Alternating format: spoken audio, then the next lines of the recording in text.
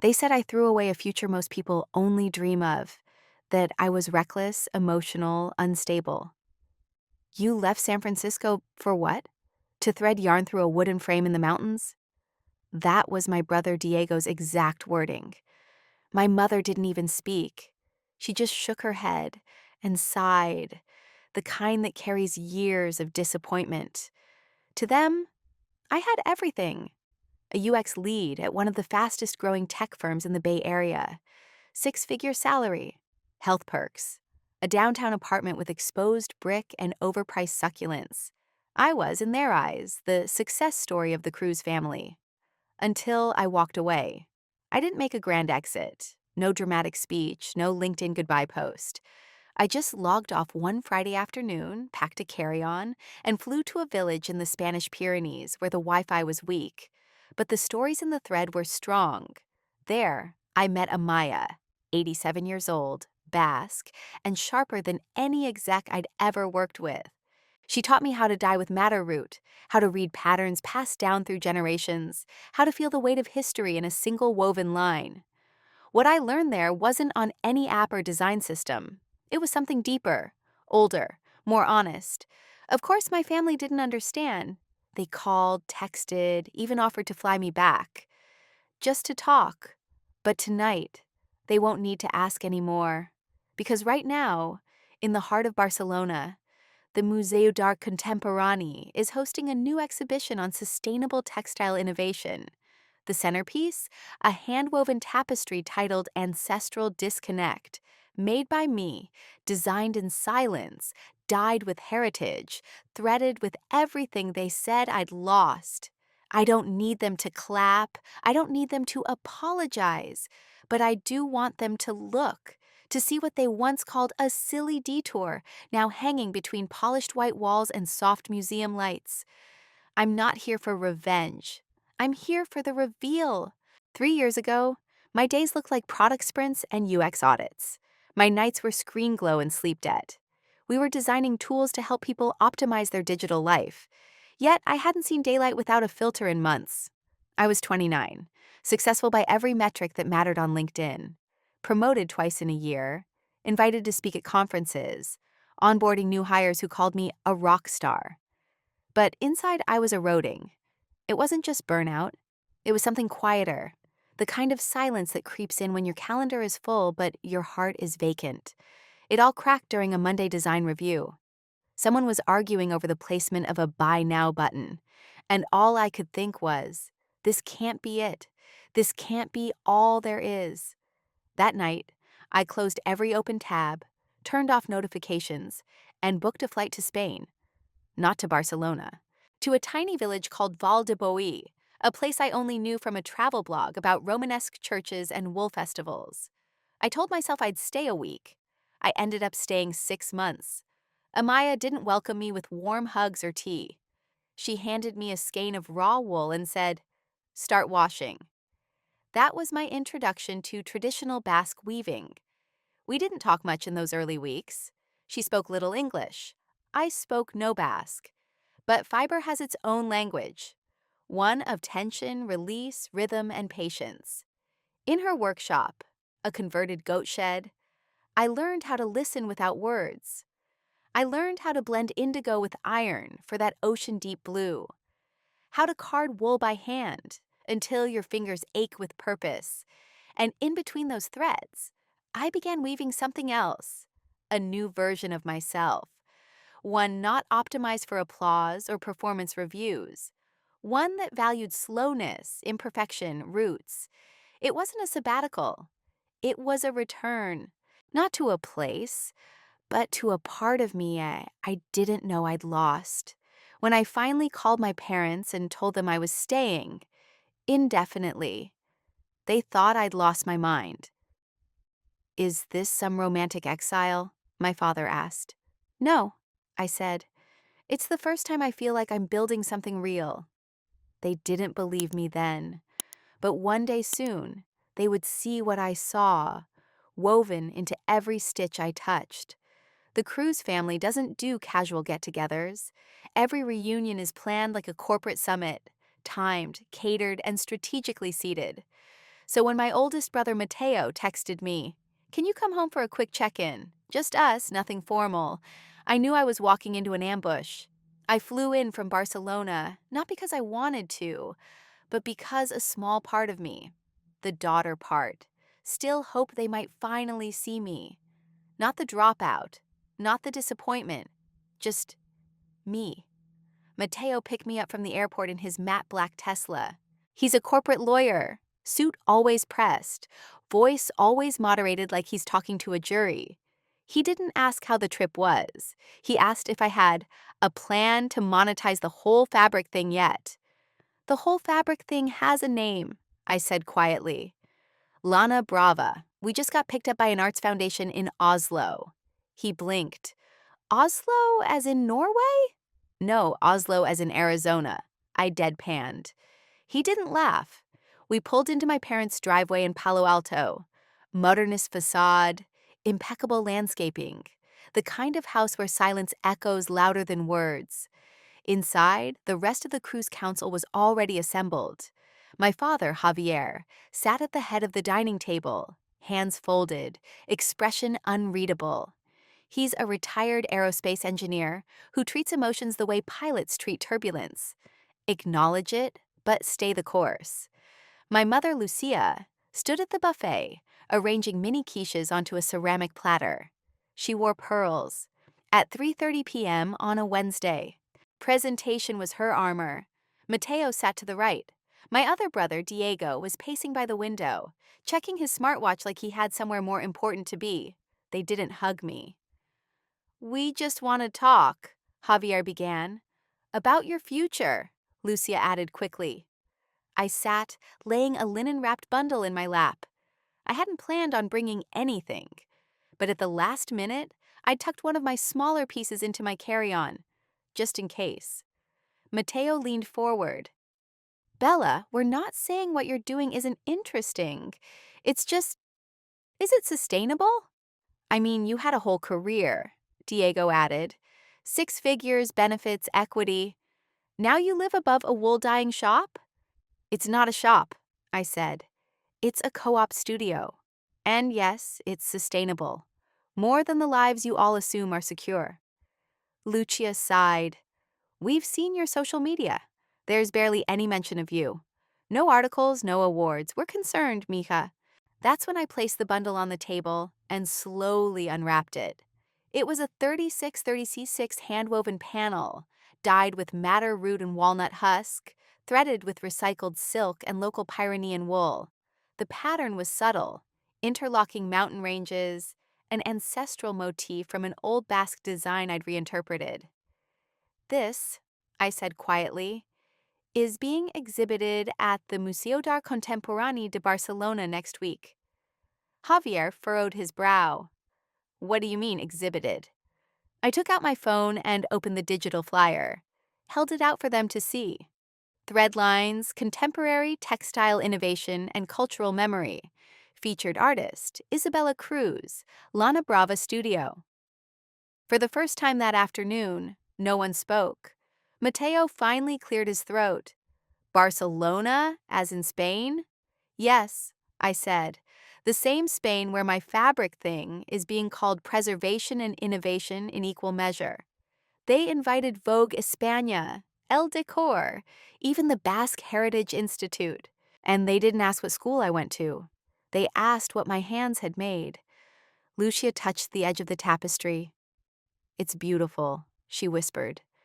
"Not a hobby," I said. "Not a phase. And not a failure." I stood, wrapping the cloth back up. "I didn't bring this to impress you," I continued. "I brought it so you'd stop looking for something broken to fix." Javier leaned back in his chair, eyes lingering on the empty table space where the piece had been. No one tried to stop me as I walked out the front door, because for once, they didn't have anything to say. The night of the exhibition, Barcelona was humming. Soft jazz from the plaza spilled into the cobbled alleys, mixing with the scent of saffron and sea salt. Inside the Museo d'Art Contemporani, the main hall was unrecognizable. Walls that usually housed digital installations were now draped with earthy textures. hand-woven panels, botanical dyes, silent stories threaded into fabric. And at the center of it all stood ancestral disconnect, my tapestry, framed in reclaimed oak, backlit by low amber lighting. No glass, no rope barrier, just space. Space to feel. I arrived quietly, wearing a simple linen dress. No glam team, no entourage. Just my studio manager, Ava, at my side, her eyes already misty. "They printed your artist statement," she whispered. I walked over. There it was, etched in both Catalan and English. "Some threads carry silence. Some carry history. My work holds both." People circled my piece with reverence. A woman from the Basque Cultural Institute stood for 15 minutes, just staring. A man from National Geographic Culture asked if I would consider a short documentary. I said maybe, not because I was coy, but because none of this was ever about being seen by the world. It was about being seen by myself. But the world saw anyway. Later that night, I checked my phone. I had 327 unread messages. Among them, press requests from Vogue España, Elle Decor Europe, Design Anthology, and one I didn't expect. A follow-up from the Victoria and Albert Museum in London. Interested in speaking about acquisition rights. My breath caught. I wasn't prepared, but the work was. We didn't throw an after party. We had a closing circle in a nearby garden, just me, Eva, and 4 other artists. No speeches, just presence. One of them, a Nigerian textile sculptor, handed me a glass of kava and said, "You didn't just weave fabric, you wove memory."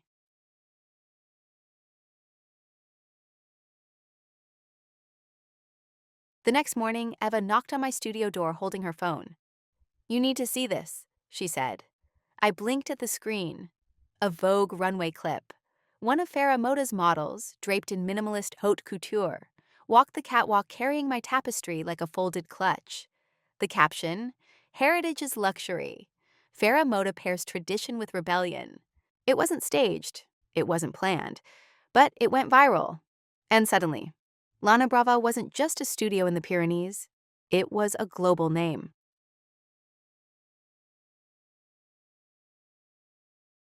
That afternoon, I opened my inbox. One new email. Subject, Dad. Just that. Inside, a single line.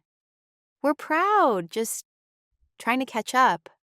I didn't reply. Not yet. Because this wasn't about pride. It was about presence. And for the first time in my life, I had fully arrived. Not where they wanted me to be, but where I was always meant to be. People love a success story once it's shiny. They see the museum lights, the press features, the runway collaborations.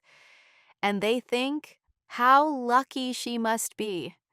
But no one ever talks about the days I cried over warped wool, the nights the kiln refused to fire evenly, the mornings my hands shook from overwork, not from caffeine. No one saw the barn in Val de Bois, where I first set up my loom. There was no heating, and in winter, my breath turned visible before I could even light the dye pot. I wore 3 layers of wool, not for fashion, for survival. There were rats, mold, and a roof that creaked like it had secrets to tell. My first piece fell apart on the loom. The tension was wrong, the threads too dry. I cried for 20 minutes, then took it all apart, thread by thread. Amaya didn't comfort me. She simply handed me a second spool and said, "Try again. The fiber remembers." I didn't understand her then. Now I do. The work remembers who touches it. And mine remembers every scraped knuckle, every calloused finger, every time I could have quit, but didn't.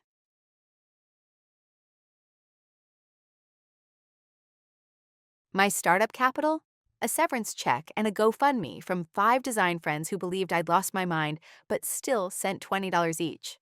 I bought raw wool off a traveling merchant and dyed it with onion skins, madder root, and crushed walnut shells. Sometimes the colors didn't hold. Sometimes the fabric shrank. Sometimes I felt like I was shrinking too. I didn't post-process videos, didn't start a vlog. I worked in silence. not because I was hiding, but because the work required stillness. I spent my nights reading pattern books by candlelight, learning how cultures encode grief, joy, war, and birth into weft and warp. I saw myself in those threads, coming undone and coming together again.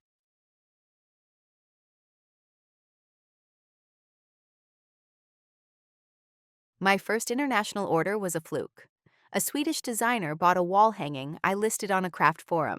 She posted it on her apartment tour with the caption, "Soul in fabric form." The comments flooded. People wanted to know who made it.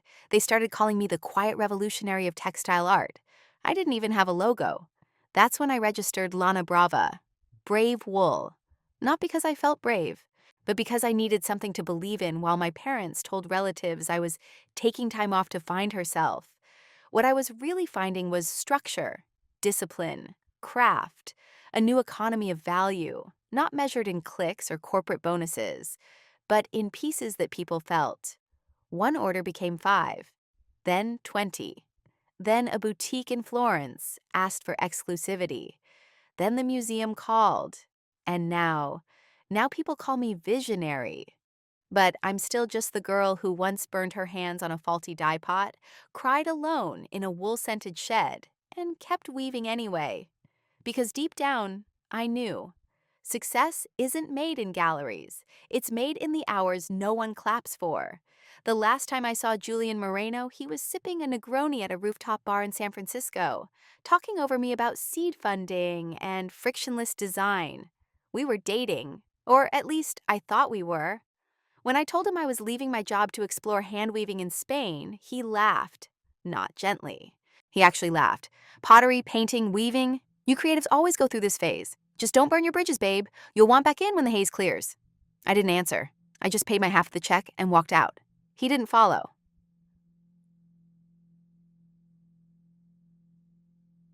2.5 years later, Julian walked into my studio in Girona. Ava had warned me. There's a guy downstairs, expensive haircut, startup energy, says he knows you. Ah, I stepped out from the dye room, apron stained and hands raw. There he was, still polished, still smug, now holding a leather folio like it was armor. Bella, he said, flashing a too-white smile. Wow, look at you. I am, I replied. Every day. He cleared his throat. I've been following your brand. Lana Brava, right? The stuff you're doing, heritage, sustainability, handcrafts. It's huge. I said nothing. I actually came with a proposition. He continued. I'm building a new platform. Think Etsy meets AI, but for verified artisan goods. We're looking for anchor brands with authenticity. You'd be perfect for the beta. He leaned in. We can offer equity. It was so Julian, reducing art to leverage, weaving to brand alignment. I let him finish. Then I walked over to the filing cabinet, pulled out a folder, and slid it onto the table. He opened it. Inside, a rejection letter from Marrow Seed Fund, the VC firm that passed on his last startup for ethical inconsistencies and unstable team leadership. The rejection was signed by a name he didn't recognize, AC Vele's managing partner. That's me. I own Marrow, I said, through a holding company. We passed on your pitch 3 months ago. His face dropped. I didn't know. Wait, I read your deck, I said evenly. It was beautiful. In the way a balloon is beautiful. Shiny, fragile, full of hot air. He went quiet. I know about the misused contractor funds, I continued, and the comment you made about diversity optics. It's not just bad PR, Julian. It's bad character. His mouth opened, then closed. Then he tried to recover. Well, if there's ever a chance to reconnect on the business side? There isn't, I said. He hesitated at the door. You don't have to be cruel about it. I'm not being cruel, I said. I'm being clear. And that's a courtesy you didn't give me when you laughed at my life 3 years ago. Eva escorted him out. When the door clicked shut, she turned to me. He looked like someone dropped an iPhone in water. I smiled. Good. Maybe now he'll learn to dry out before short-circuiting other people's dreams. Sometimes revenge isn't fire, it's light, and all you have to do is shine. 3 days after the exhibition in Barcelona, my phone buzzed at 6:47 a.m. A message from my sister-in-law, Elena, wife of Mateo. So proud of my brilliant sister-in-law for preserving cultural art in the modern world. Women in design to card proud family. Attached was a screenshot of my Vogue feature, with her tagged in it. Not me. I didn't reply. I didn't even blink. By 10 a.m., she'd posted a carousel on Instagram titled, "My Favorite Interiors Inspired by Isabella's Work." The captions were vague, the credit almost invisible, the intent very clear. That same afternoon, a journalist from a culture column in El País contacted me. "We're running a piece on the disconnect between modern creative success and family dynamics. Your name keeps coming up in our circles. Would you care to comment?" I politely declined, but it was already beginning. 2 nights later, I received a package, no sender, no note.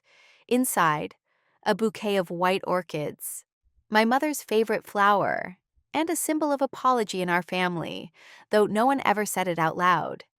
Eva looked at me confused. "Are those from a gallery?" "No," I said. "They're from the ones who think silence erases history." I donated them to the elder care home next to our studio. The next morning, I noticed Diego had started following Lana Brava on Instagram. Then he liked 5 posts in a row, one from over a year ago, when we first launched our eco-dyeing workshop. That same day, he updated his LinkedIn bio to include championing sustainable innovation in design and tech. I smiled slightly. Reinvention runs in our blood, even when it's late. At dinner that evening, Eva looked up from her phone and said, "You're trending again." "Why this time?" She slid the phone over. A viral tweet from an independent curator. "Funny how families only believe in art when it gets printed in Vogue." Below it, a side-by-side of my installation at MacBA and a Facebook post from my father, Javier Cruz, that read, "Our daughter Isabella, redefining textile heritage, proud dad moment, no tag, no call, just a quiet declaration to the world." Like he was practicing in public the things he still couldn't say to me in private. I didn't text him back. Not out of malice, out of protection. Because apologies without acknowledgement are just performance. And I didn't work this hard to become someone else's redemption arc. I built this so I could finally breathe. Not so they could rewrite how I got here. But somewhere between the fake pride posts and the white orchids, I saw it. They were watching, not just out of curiosity, but out of something quieter, harder to name. Maybe it was regret. Maybe it was longing. Or maybe, just maybe, it was the beginning of understanding. And sometimes that's where real change begins. Not with the words, "I'm sorry," but with the silence that finally starts to listen. He didn't call ahead, didn't text, didn't announce it in a LinkedIn post, or dress it up as a business trip. He just showed up.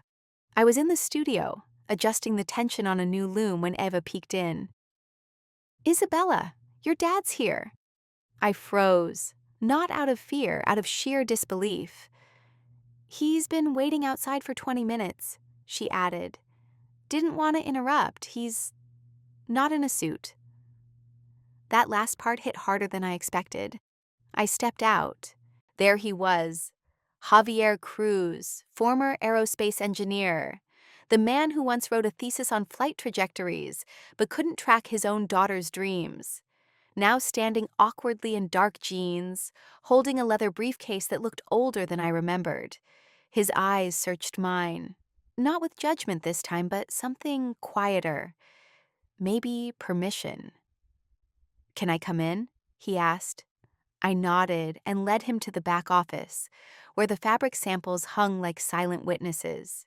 He didn't sit right away, just looked around, taking in the dyed yarns, the natural lighting, the sketches pinned to corkboards. "You've built something unexpected," he said at last. "I know." He hesitated, then opened the briefcase. Inside, printed articles, catalogs from the museum, photos from my website, even a handwritten page from a speech I gave at a sustainability conference. They were worn, folded, reread. "I've been collecting these," he said, voice low, trying to piece together what I missed. I stayed silent. Then he pulled out a photo. Me, age 10, sitting cross-legged on the floor, holding a crooked little weaving loom made from a cereal box and toothpicks. "You brought this to show and tell," he said. "You called it a pattern of patience." He smiled gently. I laughed, said it looked like a tangled mess. "It was," I said, "but it was mine." He nodded slowly. "I didn't understand what you were building back then. Not even now fully. But I want to." He looked up, eyes glassy. "I won't ask you to forgive me today. Just maybe let me walk with you a little if you'll have me." I didn't say yes. I didn't say no. Instead, I walked to the loom, grabbed a blank sheet of drafting paper, and handed him a pencil. "Then start here," I said. "Sketch what you see, not what you expected to find." And just like that, my father, the man who once measured success in numbers and plans, began to draw something he could finally feel. It wasn't on the official calendar. No press, no invitations sent, no speeches prepared, just a quiet Tuesday evening. And one message I typed, then almost deleted. "If you want to see what I've built, come by the studio. Thursday, 6 p.m. Just family." I didn't expect them all to show, but they did. Mateo was first, in a navy blazer, of course. Elena clung to his arm, eyes scanning every corner like she was mapping a networking event. Then Diego arrived, solo. No smartwatch this time. And finally, my parents. Lucia wore flats. I noticed immediately. She'd listened. Javier walked slower than usual, eyes already fixed on the back wall. No one spoke at first. The studio had been transformed, not into a gallery, but into a living archive. Dried dye samples hung like wind chimes in one corner, swatches labeled in 3 languages, Basque, Catalan, and Vietnamese. A silent video loop of the dyeing process projected onto a linen curtain. At the center of it all stood the new piece, my most personal work yet, Inheritance. 3 panels, each one woven from different materials. The first, coarse wool from the Pyrenees, earthy and raw. The second, silk dyed in walnut and iron, smooth but fragile. The third, a blend, alpaca, bamboo, and recycled thread, impossible to separate. It told the story of origin, resistance, and reconciliation. At the base, a small brass plaque read, "Some roots grow stronger when left to breathe." My mother stepped closer, eyes locked on the stitches. "Did you make this alone?" she asked. "Every thread," I said, "every knot." She didn't say anything else, but her hand reached out, not to touch the work, but to steady herself. My father stood beside her. He didn't ask questions, just read the wall note, twice. Ava lit a few candles as the sun dipped outside. The studio dimmed, warmed, quieted. No one played host, no one performed. Even Elena, who normally filled silence with hashtags, stood still, genuinely still, in front of a piece inspired by traditional Vietnamese funeral cloth. "It's haunting," she whispered, "but soft." I nodded. "That's grief. It lingers. Then it wraps around you." At 7:05, I stepped to the center of the room. Not a speech, just a moment. "I invited you here," I said, "not to prove anything, but to offer a window. This is what I chose. This is what I fought for. And what you called a detour was actually the way." Mateo opened his mouth, then closed it again. I continued, voice steady. "You don't have to understand everything. But if you're willing to see, truly see, that's enough." My mother blinked rapidly. My father's hands were behind his back, but no longer clenched. For the first time, they looked around not like critics, but like visitors. Visitors in a world their daughter built from scraps, memory, and unwavering hands. The night after the private showing, I stayed behind in the studio long after everyone had left. The candles had burned down to soft wax puddles. The fabric swayed gently in the night breeze from the open window. And somewhere in the silence, I exhaled, fully, deeply. For the first time in years, they had seen it. Not just the pieces, but me. Maybe not perfectly, maybe not all at once, but they were looking with new eyes now.